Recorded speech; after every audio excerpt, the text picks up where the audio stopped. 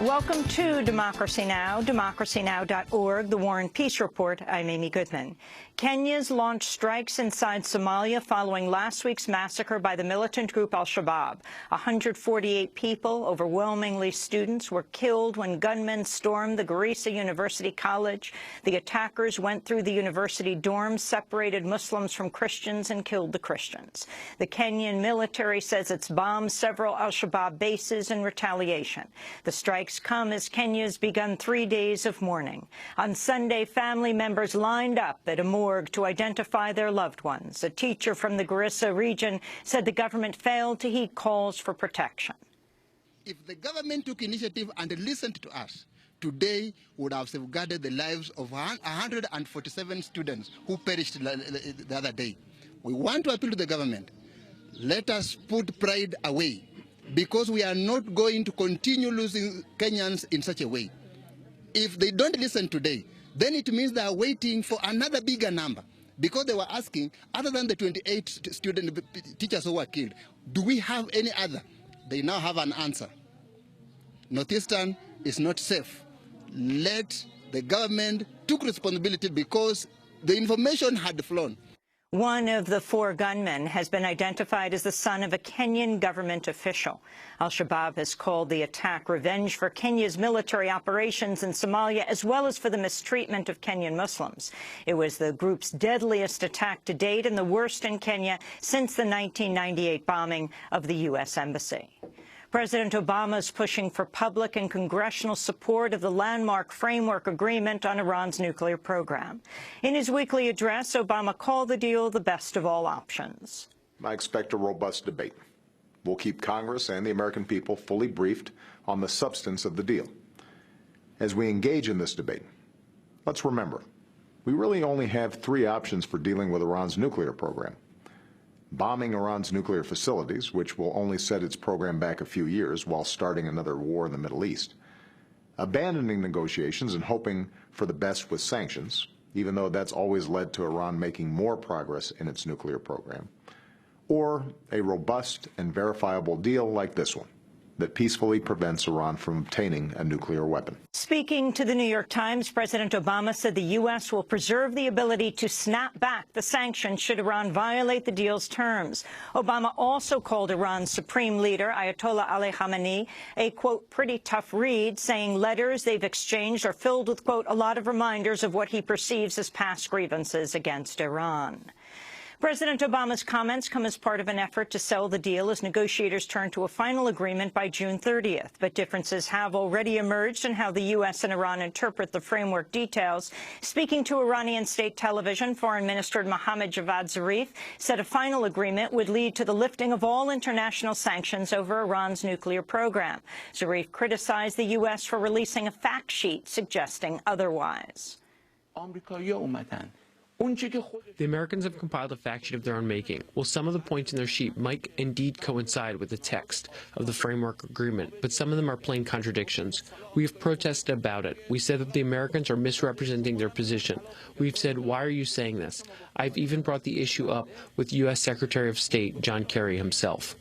Despite the differences over the pace of sanctions relief, Energy Secretary Ernest Moniz says the 2 countries' public interpretations are consistent in most dimensions. As the U.S. and Iran try to sell the agreement to domestic audiences, Israeli Prime Minister Benjamin Netanyahu continues his bid to undermine a final accord. Speaking to NBC's Meet the Press, Netanyahu called the deal historically bad.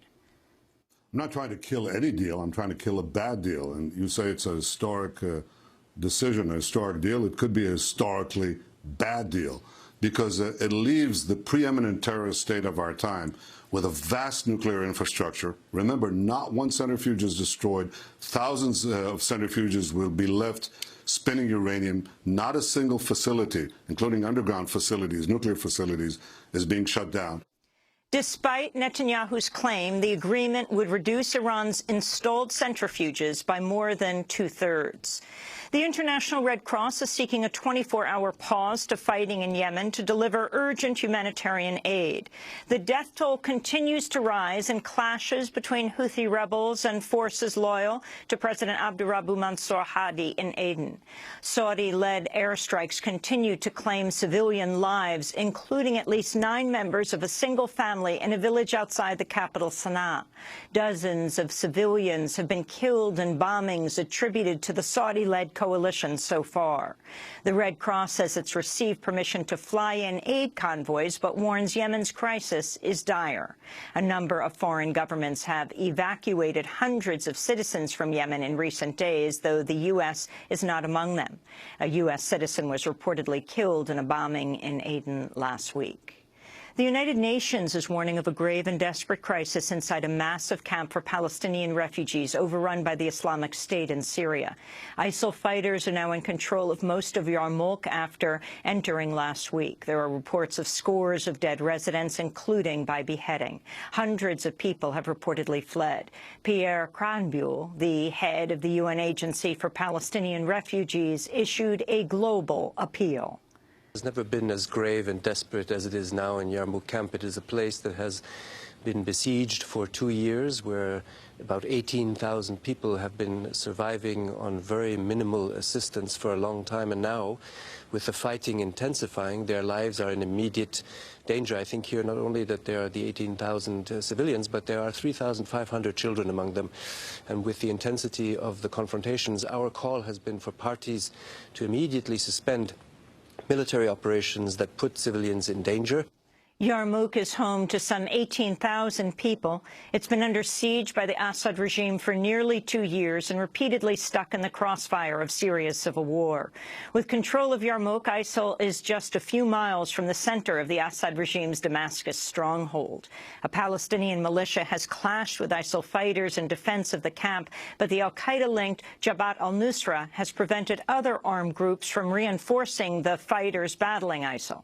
According to the Wall Street Journal, wounded al-Nusra fighters have recently been treated in Israeli hospitals across the border as part of an apparent Israeli effort to tacitly back Sunni fighters opposed to Iran. Rolling Stone magazine has retracted a story about sexual assault at the University of Virginia after a months-long probe by the Columbia Graduate School of Journalism found a number of errors. The article centered on a student named Jackie, who says she was gang-raped at a fraternity, then ignored by school officials. But Rolling Stone backed off the story last year after acknowledging discrepancies and raising questions about its source. The Columbia researchers found several missteps, including failing to identify Jackie's alleged attacker and not independently interviewing 3 of Jackie's friends despite quoting them. The story's reporter, Sabrina Rubin Erdley, has issued an apology, including to quote any victims of sexual assault who may feel fearful as a result of my article, unquote. The Columbia report notes the University of Virginia had a, quote, flawed record of managing sexual assault cases. From 1998 until the beginning of the fall semester, UVA has expelled 183 students for so-called honor code violations, like cheating, and none for sexual assault. Meanwhile, the Charlottesville police have kept Jackie's case open, saying while they have not found sufficient facts to support her account, quote, that doesn't mean something terrible didn't happen to Jackie. Here in New York, relatives of 2 of the 43 students missing from the Mexican state of Guerrero for over 6 months participated in a 10-kilometer run Saturday to protest the ongoing disappearance of their loved ones. The Mexican government says the students were killed by gang members, but the families question that account and believe they're alive. Antonio Tizapa, the father of the missing student, wore a T-shirt which read, "My son is your son, and your son is my son." That way we can show our government, the Mexican government, that wherever there's a Mexican, there is a lot of support. As you can see, there are several fellow Mexicans here expressing their support for the cause of the Ayotzinapa 43 and making it clear to the government that it is not a closed case, as they would like it to be. Late last week, unknown protesters wrote the names of the missing 43 students and on the facade of the Mexican consulate in New York City with the phrase, "Consulate Accomplice." And those are some of the headlines. This is Democracy Now!, democracynow.org, The War and Peace Report. I'm Amy Goodman.